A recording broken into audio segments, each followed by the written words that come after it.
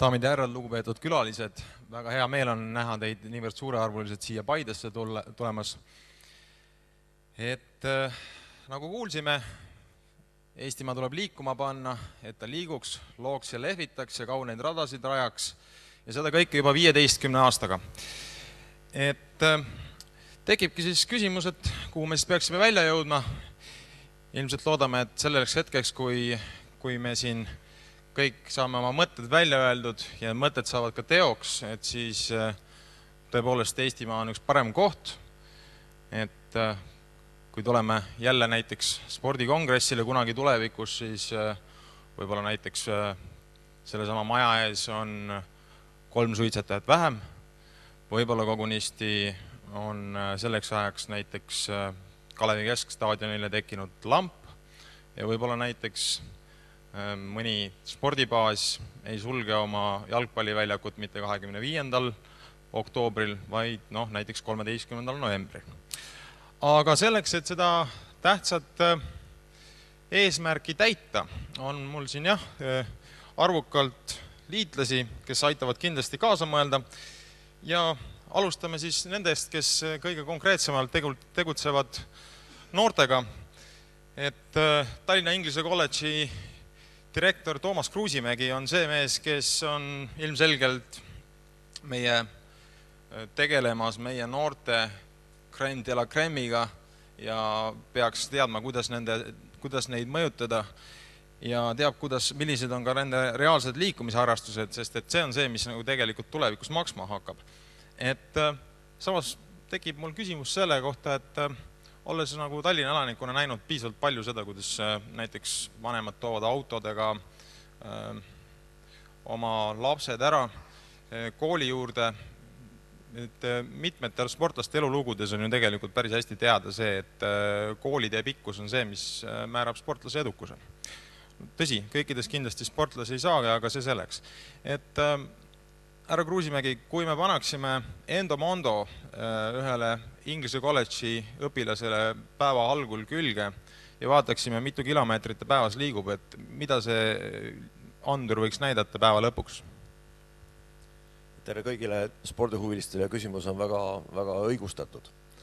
Mitte, et seda me peaksime ühele panema ja vaatame, mis siis juhtub, vaid näiteks see tarkvara, mis on kõik juba tänases maailmas olemas, lisaks kõik see riistvara, mis on täna noortel kasutada, peaks olema spordiliikumises ja tegevuses oluliselt tähtsamal kohal, kui võib-olla kehalise kasvatusõpetajad ja mis siin salata, mulle tundub, ka treenerid seda tänasel päeval tähtsustavad.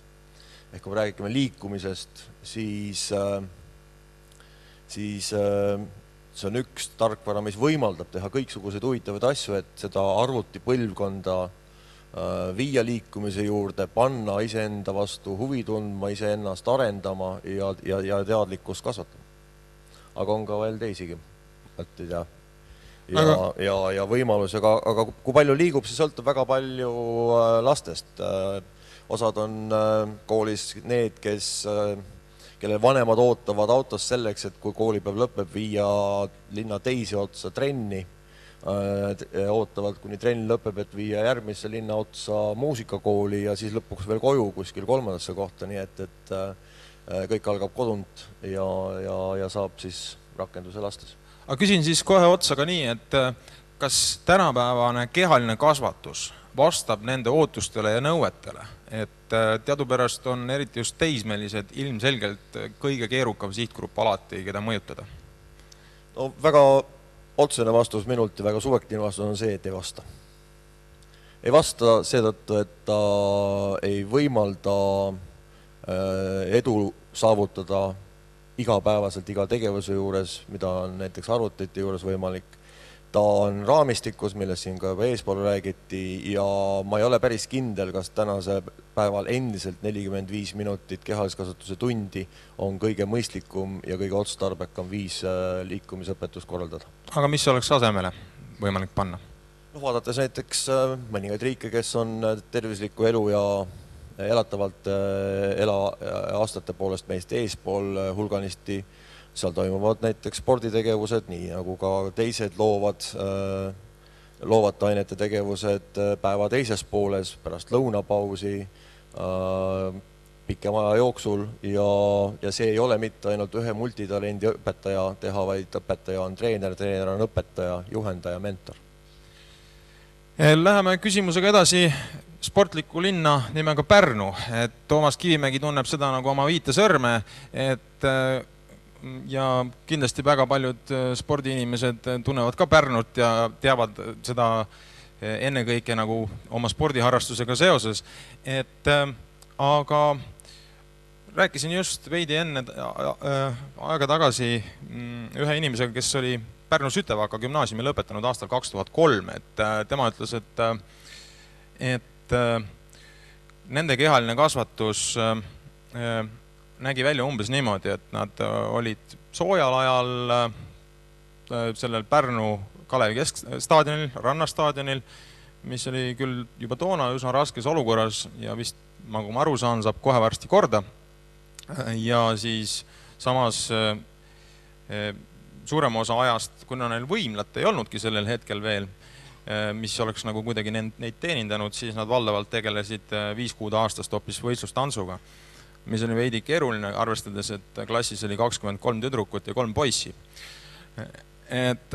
Aga see kõik on selles mõttes veidi teie eelne ajastu ja samamoodi kindlasti on ka Pärnu kiiresti sammudega edasi liikunud.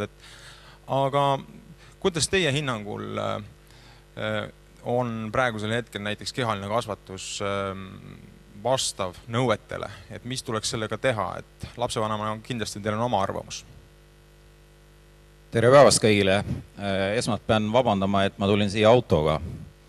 Et ei tulnud jala ega jalgrattaga, et 100 kilomeetrit minu jaoks on palju, küll aga tõepoolest, millele koolidirektor tähelepanu juhtis, et on üsna halvaks harjumuseks saanud ka Pärnu tingimustes, et tegelikult lapsed viiakse kooli ja tuuakse koolist autoga. Ja tõele au andes pean ütlema, et ka mina oma 5. klassi last, kes käib seal samas Sütevaka humanitaargümnaasiumis, tegelikult viin ka üsna tihti autoga kooli. Ma arvan, halb harjumus, mis kindlasti ei ole, mis vajab väljajuurimist ja ma võtan endale selle üheks eesmärgiks, et tõepoolest see halb harjumus saaks murtud. Mis puudutab tervikuna noorte toomist sporti ja liikumise juurde, siis minu üks selliseid väiteid on see, et Cooperi testiga täna enam noori arvuti tagant liikumega sporti tegema ei too. Mis tähendab seda, et tegelikult on vaja pakkuda midagi sama võrdväärset, mis arvutiekraanil terendab ka spordi või liikumise kontekstis, ehk need spordi tegemise võimalused peavad olema oluliselt atraktiivsemad, kui nad olid seda 10 või 20 aastat tagasi. Toon kas või mõned lihtsad näited, mis meil Pärnus on realiseerunud, näiteks skatepark.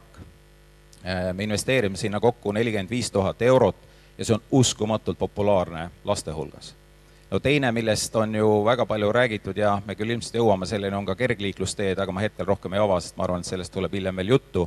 Aga terve rida selliseid atraktiivseid spordivõimalusi on võimalus tegelikult noortele pakkuda. Mis puudutab kehalist kasvatust, siis ma nendes tundides ei ole tõesti enam väga ammu käinud ja koolidirektor teab seda seisu kindlasti oluliselt paremini, aga vähemalt mina oma lapse näol söönda küll öelda, et tema läheb rõõmuga kehalise kasvatuse tundi.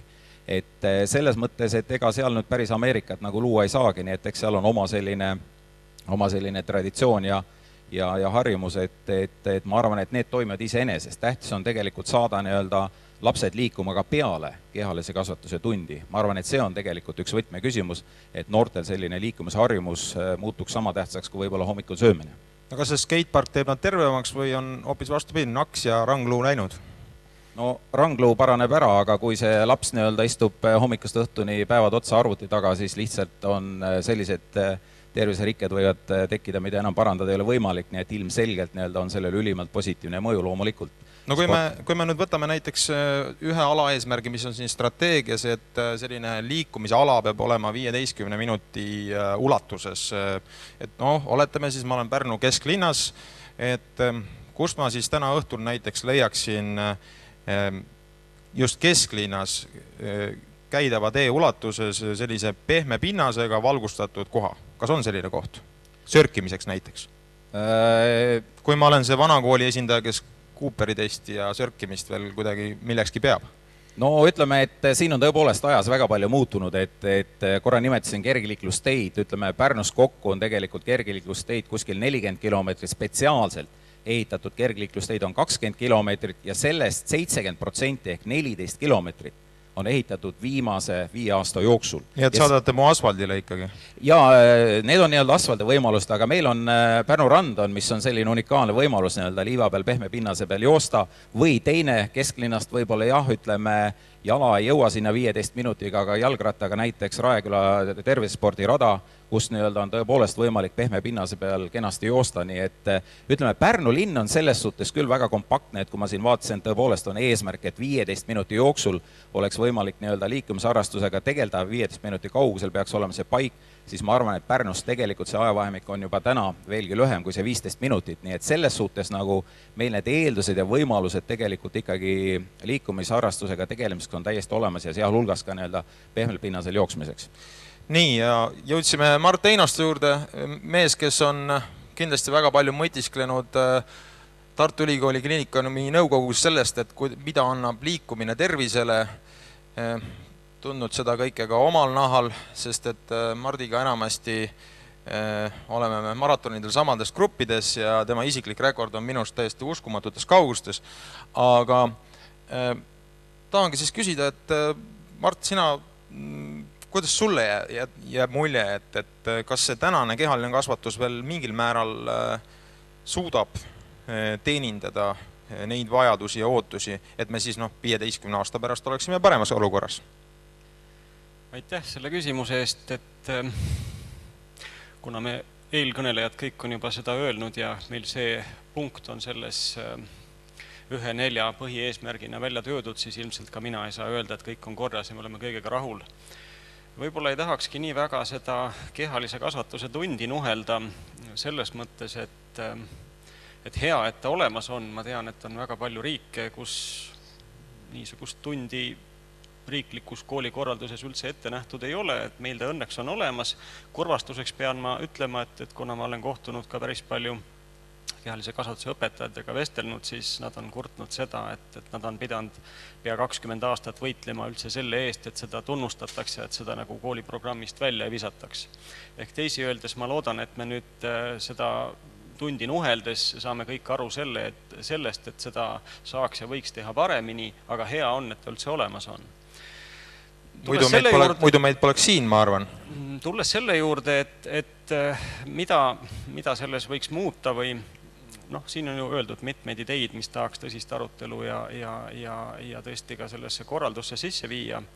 Siiski mõned mõtted ütleks siia juurde, et nii-öelda sõnades peitub ka teatav maagia ja see kehaline kasvatus on võib-olla niisugune kantseliitne monstrum ja selle tõttu me olemegi pakkunud välja sellise mõtte, et võib-olla juhinduks sellest mõttest, et seda võiks teha nagu liikumise õpetusena. Mõte selles, et selles kooli eas inimene omandab teatavad hoiakud, põhimõtted ja ka põhiteadmised kogu eluks, et kui ta põhiteadmise hulka loetakse korrutustabelit ja võib-olla veel mõningaid teadmisi inimese anatoomiast ja ühiskonna ajaloost, siis tegelikult nende hulka peaks kuuluma ka see, kuidas iseseisvalt liikuda, et kui ta tahab joosta, mismoodi jooksutreeninguid tehakse, võib-olla ujumisõpetusest on rohkem räägitud, kindlasti hästi oluline, miks mitte orienteerumine jalgrattasõit siia juurde, et tal oleks põhilised teadmised kogu eluks sellest, mismoodi üldse liigutakse. Võib-olla see on praegu teistmoodi, kuigi ma kahtlen, et mitte, aga vähemasti omal ajal kogu see nii-öelda hindamine ja me teame seda, et hindamine mängib noortel inimestele olulist rolli. Kogu hindamine põhines teatavatel sellistel normidel ja need normid automaatselt surusid sinna kuskile saali serva peale kõik paksukesed ja nõrgukesed. Tegelikult need, kes vajavad liikumist kõige rohkem, need, kes olid hästi sportlikud, käisid kuskil trennis, neile tegelikult seda kehalist kasvatust poleks olnud vajagi. Ja need paksukesed ja nõrgukesed on just nimelt need, kellel on vaja neid teadmisi, kellel on vaja sellist motivatsiooni iseseisvalt liikuda ja neid ei tohiks tõrjuda nende normidega, mis on selle hindamise aluseks, vaid mingisuguse muu hindamise võimalusega, mis võimaldaks kas nende isiklikku panust või arengut hinnata. Ja eesmärgiks võikski olla see, et võtta ära see efekt, et kooli lõpetades nende jaoks on terveks eluks liikumisest või spordist jäänud vastik maitse suhu, pigem vastupidi, eks ole, et see on midagi vahvat, midagi, mida ta saab iseseisvalt teha, sõltumata sellest, milline ta siis on või mis tema tulemus on. Ja et selline meeldiv vormisoleku tunne saaks kõikidele inimestele omaseks, sõltumata nende east ja nii-öelda konditsioonist.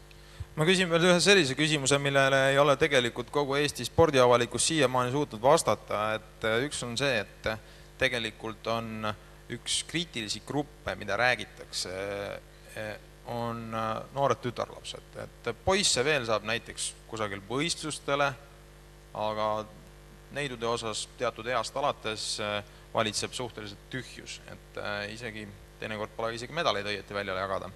Et kõikides muudes vanuseklassides sellist häda ei tarvitsegi olla nii suurel määral. Et oled sa mõelnud, et kas on üldse mingisugust võluvõtmekest siin, mis tooks neid spordirajale? No üks asi on nüüd sport kui selline võistlussport ja sellest võib-olla meil sellest tippspordi sektsioonis tuleb juttu. Ütleks niimoodi, et meie tahaks seda, et inimesed armastaks liikumist. Täiesti kindlasti on tüdrukutele väga sobivaid liikumise vorme. Võtame kas või tantsimise. Me teame seda, et kõikidest tantsurühmadest, mis on äärmiselt sobiv liikumise vorm, alati tuntakse puudust poistest. Ehk teisi öeldes kindlasti leides neid viise, mis tüdrukutele meeldivad ja sobivad, saame ka nemad liikuma ja kindlasti nende hulgast kerkib esile, kui liikumine kui niisugune on väärtustatud ka sellised, kellel on tahtmist just nimelt sportlikus liikumises ennast esile tõsta. Nii, kindlasti on Toomas Kruusimäel oma arvamus selles osas, et tema on ju noortega kõige vahetumas kontaktis. No siin ongi küsimus sellest, mida ka esimesed kõnelejad rääkisid täna, on õppekava ja see valikute vabadus. Loomulikult tuleb mõelda kindlasti sellele, et Tallinna kontekst või Tartu või Pärnu kontekst on üks ja võib-olla maapiirkonnas on teine. Mingil määral võib-olla on piirangud sees, aga on see, et mis on siis see, millega noor tahab tegeleda. Suurem vabadus noorele ka juba põhikoolis otsustada, mis on see sportlik tegevus, mida ta teeb. Ja teine mõte, mis minu meelest on kasutamata ressurss, on ikkagi see, et individuaalplaan õpib ära treeningplaani tegemise, mis on eluks vajalik oskus üld- ja valdkonnapädevuste juures. Ja see on see koht, kus on võimalik iganädalaselt ennast reflekteerida, iseendale ka auhinda anda, et olen saavutanud seda, teist, kolmandat, edulugu, mida ta saab rääkida, enesetunne, mis sellega kaasneb ja tegevus meeldiv, aga mitte, ma ei tea, õppeplaanis, õppekavas sisse kirjutatud odavisketehnika lihvimisega olematul staadionil. Spordistrateegia näeb ette seda, et põhiliikumisviisid näiteks jooksmine, suusatamine, et nendega võiks sina peale saada. Samas, nagu ma aru saan, siis näiteks Tartus on terve rida koole, kus on võimalik kogu kooliprogramm läbida niimoodi, et inimene näiteks hoopis uisutab, mille puhul on muidugi probleem, et suurt pole pärast neid üritusi, kus näiteks rahvaspordiüritustest osa võtta. Et kas teie koolis näiteks on praegusel hetkel suusatamine kohustuslik või on see kool võimalik nii läbi käia, et ei mingit suuskamist? Ei, meie õpilased käivad suusatamas näiteks lauluväljakul, uisutamas Harju tänava liuväljal, nad ujuvad, aga see on kõik see, et taaskord kuhugi sõidetakse, kombineeritakse, vaadatakse, tunniplaanist väljapoole tõsta, mida ma rääkisin, täna väga ei saa seetõttu, et lastevanemate rahulolematus on siis nii suur seetõttu, et Nõmme Kalju ootab oma õpilasi trenn ja nii edasi, see on ratsabaasid või mingid muud kohad, kus on juba kokku pandud ja vanemad selle eest maksavad ja neid trenne ära ei jäeta. See on hästi kompleksne teema, mille koha pealt olen mina hakanud mõtlema seda, et me saavutussportlasi üldse hakkaksime saama, siis saavutusspordi alus on ikkagi lasteaias ja koolis ja klubisport tuleb kooli tagasi viia. Nii, ja Toomas Kivimägi on kohe... Ma kõigepealt tänan seda, et ka tantsimine kui selline liikumisarvestus sai nüüd rehabiliteeritud, et siin paneeli juht nagu oli väga kriitiline, et Sütev hakkas nii-öelda tantsimisega tegeldi. Ei, ma ei olnud kriitiline, ma mainisin lihtsalt tõika.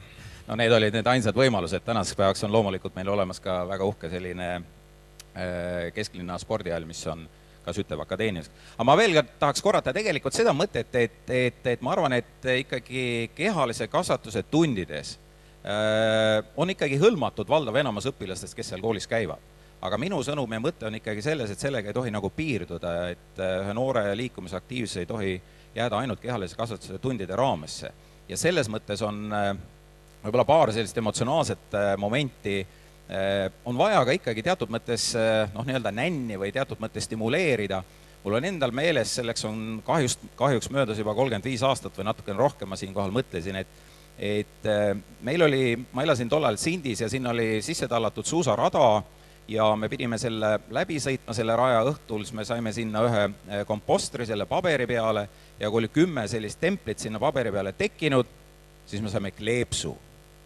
Ja see töötas, selle sama kleepsu nimel tegelikult ma käisin suusatamas.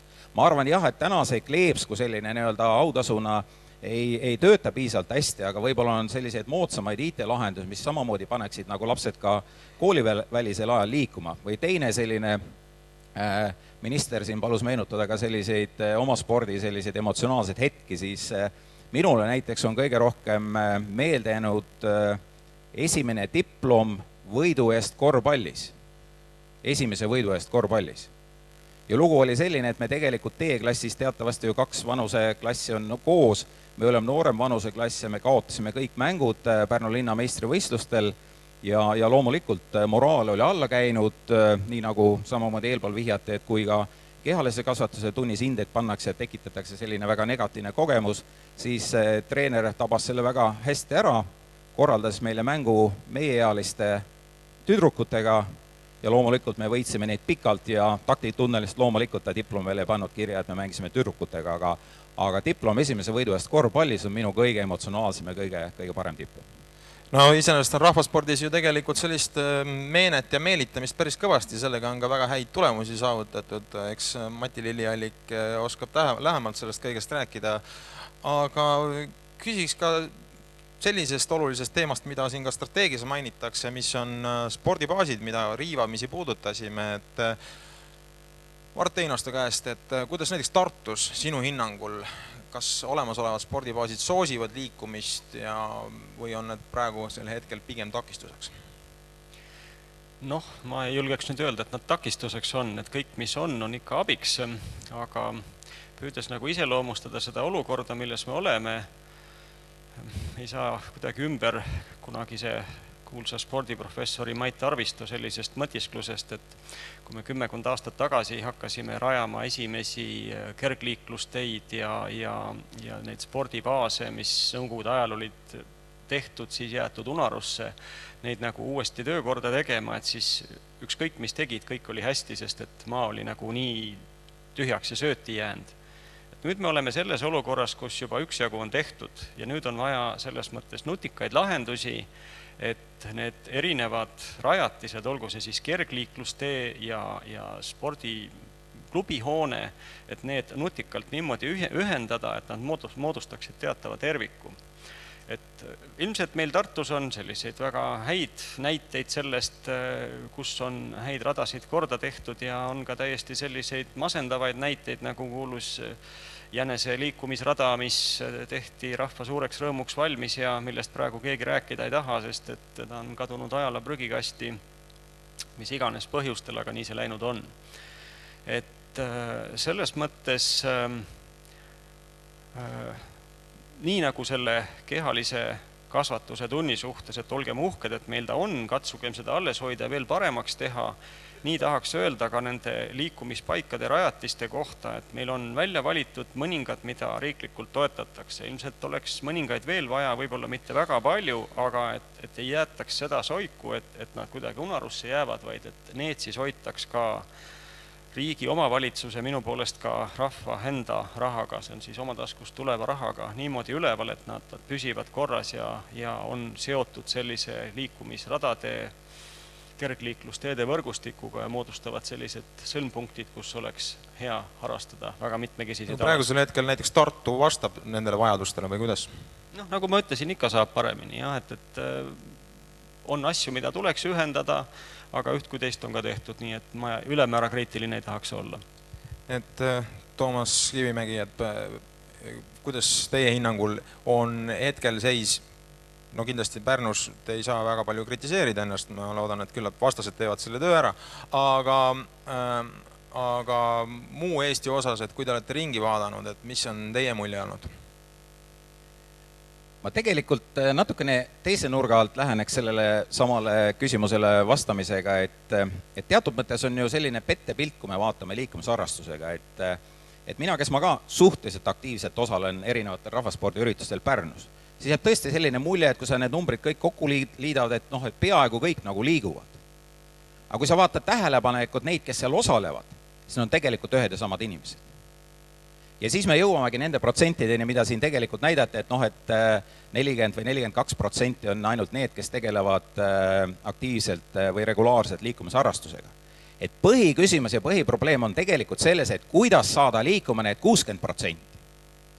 Ja siin ma esitan veel ühe sellise provokatiivse väite, et selleks, et saada liikuma see 60%, selleks ei ole vaja ühtegi jõusaali, selleks ei ole vaja ühtegi bodypumpi ruumi, selleks ei ole vaja isegi võib-olla ühtegi uhket spordihalli.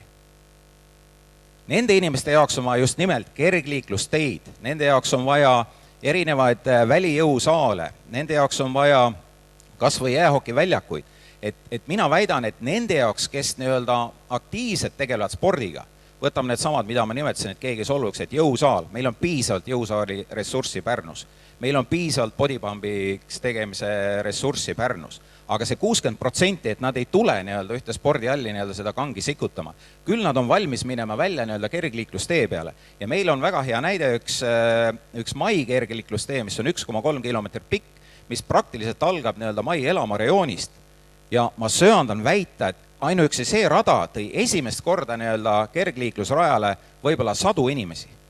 Nemad ei söanda tulla rannapromenaadile promeneerima või nad ei lähe jõusaali või nad ei lähe ka Pärnu spordihalli. Nii et selles mõttes, et mina tahaks just rõhutada seda, et see protsent kasvaks, et tuleb just panustada välispordi tegemise võimalustele. Olgu ka need välijõusaalid, kuigi loomulikult ja mis on eriti oluline veel, on valgustus. Et see on ülimalt tähtis, et ega meie hilissügis sarnaneb ikka üsna polaarööle ja kui ei ole valgustus, siis tegelikult tänagi me näeme ju nii-öelda töölt jõuad koju, on tegelikult pime juba, et selleks, et nii-öelda inimene tuleks välja, peab olema turvaline ja valgustatud, aga loomulikult see ei ole kõik odav, näiteks ma Pärnu näitel võin öelda, et 1 kilomeeter kergliiklusteed, ütleme täiesti nullist teha, 3 meetri laiune asfaltkattega, valgustatud prügikastid, pingid, haljastus, mõned pingid, see maksab 400 000 eurot 1 kilomeeter. Õnneks me elame euroajastul, mitte kroonides oleks see hullumeelne number, et mina mäletan isegi seda aega, et kui 1 kilomeetri maantee ehitamine küll ülekatena maksis 1 miljon krooni, nüüd me näeme, et 1 kilomeeter kergliiklusteed maksab 6 miljonit krooni. Et tegelikult on need väga kallid, aga ma tahan tõesti tegelikult väga harva kiidetakse riiki, omavalitsusi või EAS-i, siis tegelikult need kergliiklusteed on tulnud tänu riigi poliitikale. Just selles mõttes, et meie nii selle Jaansoni raja kui ka Mai kergliiklustee ja ka uuel perioodil mitmed kergliiklusteed rahastame ikkagi Euroopa Liidu rahadest, ehk see on olnud prioriteet nii Euroopa Liidu eelmise rahaperioodi jooksul, kui on prioriteet linnalisest meetmest ka selle rahastusperioodi jooksul. Nii et see on ilmselge poliitika ja ma arvan, et võib-olla kergliiklusteede osas ja pluss veel Maanteamet, ma tahan väga kiita ka Maanteametit tegelikult ka näiteks Pärnu näitel tänu Maanteametile, tänu Via Balticale me oleme saanud 8 kilomeetrit kergliiklusteid. No Maanteameti mehed nüüd sulavad nagu vaha, aga Toomas Kruusimägi, et kuidas on olukord õpilaste motiveerimisega, et kas vajalik infra teil on nagu selles mõttes üldse olemas või kõigepealt peab ikkagi tahe olema ja siis tuleb see ihu järgi? Ma just kuulasin head nimekaimu Pärnust, jälle jõudsime rahani, et ma arvan niimoodi, et see, milles meil puudu on ja kus me arenema kõige rohkem peaksime, ei võtta ühtegi senti. Ja see on nimelt mõttemaailma muutmine. See hakkab meid endast pihta ja selleks saame me ära teha selle süsteemi selliseks, et kõik meie tegevused, mida me teeme kodus, lasteaias, koolis, ülikoolis, töö juures, toetaksid liikumist, toetaksid tervet ellusuhtumist ja toimetamist. Et kui kuulata, mõeldes Pärnu peale, siis ma aeg-ajalt käin seal kas või aastas korra koolijuhtide konverentsi läbi viimas, siis uus sild on 4 nurka tal, kui ühel pool ja teisel pool 2. Ja mõelda sellele, kuidas tõsta inimeste liikumist võimalusi, siis igale nurgale võiks panna 5 trenažööri, hästi palju rakendatud, sul ei olegi võimalik minna, ootad või bussipeatuste lähedustesse, parginurgakestesse ja ma arvan, nendest väikestest kohtadest algab suur asi.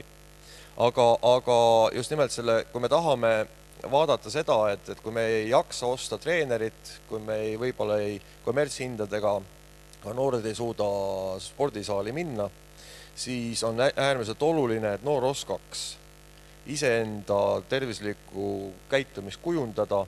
Ma siin peal tahan kiita tegelikult Koolispordiliitu nende lühivideode eest, mida on hakatud tekitama ja loodan väga, et koolides neid kasutatakse rohkem ja süsteemsemalt, kus on tuntud sportlased näitavad, mida ja kuidas õigesti teha.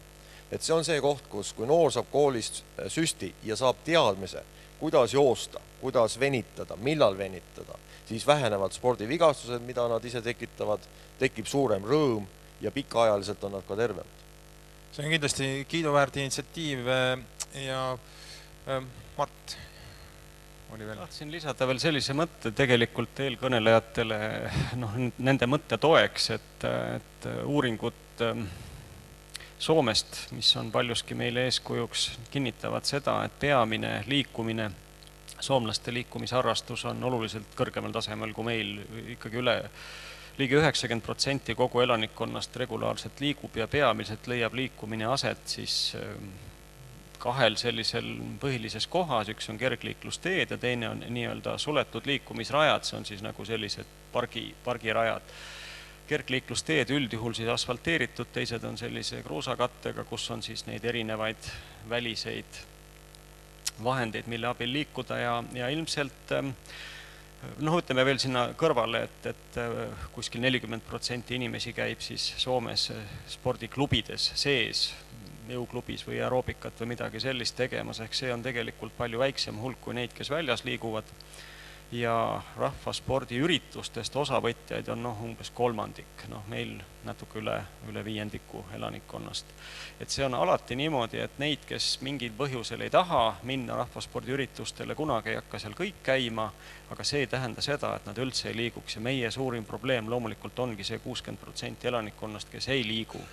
Et kuna ma igapäevaselt töötan haigemajas ja olen mitut puhku seda jutuks võtnud, et kas on siis ka selliseid seisundeid inimesel, mis puhul ta nagu tegelikult liikumisharrastust ei tohiks harrastada, siis see on ikkagi väga väike hulk, see on alla protsendi inimestest, kellel on tervisest tulenevatel põhjustel igasugune pingutus praktiliselt lubamatu, 99% elanikust saab ja võiks ennast regulaarselt liigutada. No iseenesest, kui vaadata nüüd seda, et milline ettevõte on kõige rohkem suutnud mitte trenni teinud inimesi panna trenni tegema, siis tõenäoliselt on selleks Viking Line oma väga lahkelt jagatud laevapiletitega, aga me oleme jõudnud oma aruteluga sinna, et annaks saalile ka võimaluse kaasa kõnelda, et kindlasti on tekkinud juba mõtteid, tähelepanekuid, teravaid repliike, nii et hea meelega, kui hakkab kätemeri tõusma, siis annaks võimaluse kellelgi küsimusi küsida. Ja palun. Kaarel Silmer, liikumisõpetaja aastast 1964. See ei ole mitte kooliminek, algkooli, vaid ülikooliminek. Ja mul on YouTube'is üks video üleval, kus ma pean ise natuke räägin. See on 4 aastat tagasi spordikongressil räägitud. Aitäh, et mõte jõudis 4 aasta pärast formuleeringuni. Aga ma küsiksin koolidirektor Kruusimäe käest. Ausaart vastust, kui kõrgelt hindad keeleõpetaja, IT-õpetaja kõrval oma kehaliseks õpetajat? Samaväärselt nende nimetatute või kõikide teistega. Liikumisõpetaja või kehaliskasvatusõpetaja või treeneri roll inimese arengus ei ole vähem tähtis teiste ainete õpetajate näiteks. Aga kust kõlas see mõte, et me peame olema tänulikud, et kehaline kasvatus üldse on jäänud õppekavasse? Minu naabrilt. Ja Mart Einasto, aitäh! Tänud, et välisliikumise rollile nii suure tähelepanu osutasite. See on näiteks Viimsi valla kodanikuna ja võimalustena ma olen näidanud samamoodi, et see on lõputu võimaluste maa ja ujulad ja jõusaalid ei ole kummist. Nii et see oleks tendents, kuhu minna. Aitäh! No nii, et kas tuleb veel küsimusi? Nii, jah, seal hakkab... Armas tuttav. Ja palun tutvustage ennast ka.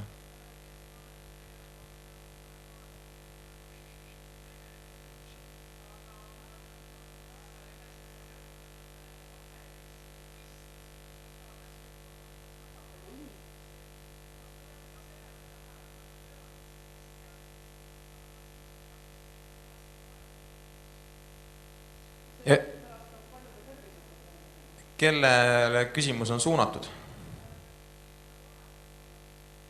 Oih, me nüüd ei jõua kõiki nende järele jäänud 4 minutiga äkki.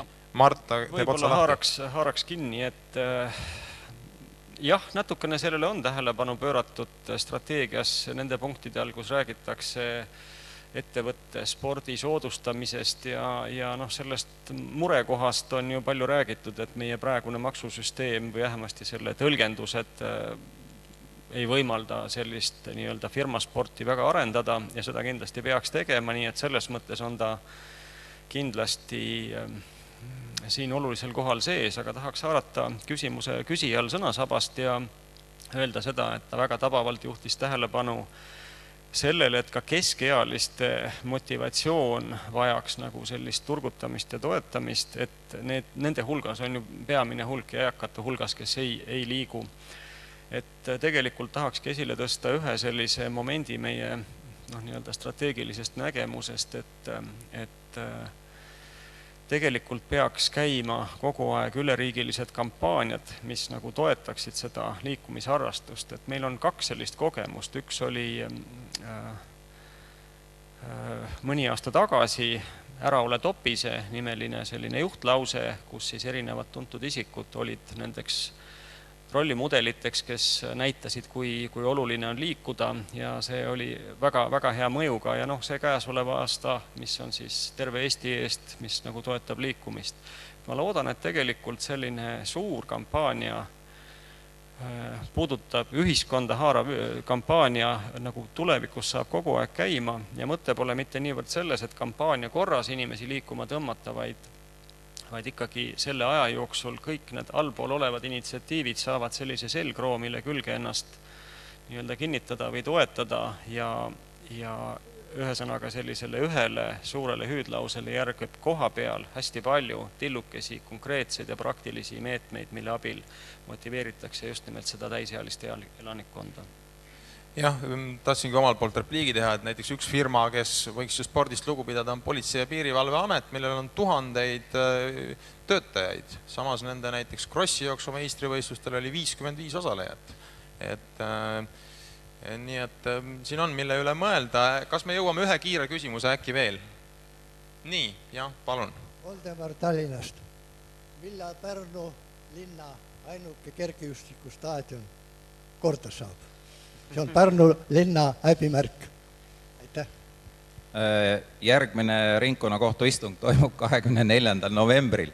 Ehk nii-öelda riigihange on meil tehtud selle peale, aga tõepoolest, kuna kõik tahavad Pärnus tänasel päeval ehitada, siis see, kes teiseks jäi, on vaidlustanud nii-öelda selle hanke tulemused, aga Ma luban, et aastal 2016 mai lõpuks on see staadion kindlasti valmis, kuna ehitusaeg on 12 kuud, raha on meil olemas, see maksab circa 6 miljonit eurot, nii et kindlasti saab korda. Ma ühe repliigina veel selle eelmise küsimuse peale korra ütleks sellise, avastasin ennast selliselt toredalt mõttelt, et ma arvan, paljude jaoks on üllatus, et on olemas selline seadus nagu kunstiteoste tellimise seadus. See on see seadus, mis tegelikult käseb riigil, kui ta ehitavad avalike hooned 1% panema rahast kunstiteostele, kunsti ostmisele. Mul tekkis mõte, et see on väga tore ja esteetikat silmas pidades, aga kas see võiks olla ka, et miks see võiks 1% minna ka spordile? Tervis, ma arvan, on tähtsam kui esteetika või vastupidi. No nii, et meie aeg siin hakkab nüüd lõppema, et rohkem küsimusi enam vastu võtta ei saa. Igal juhul suur tänu saalile siin aktiivselt kaasa elamast ja kõlamast. Kahjuks me ei jõua rohkem enam küsimusi vastu võtta. Suur tänu osalejatele ja loodame, et varsti läheb Eesti liikumiselu käima nii, mis müriseb. Suur tänu!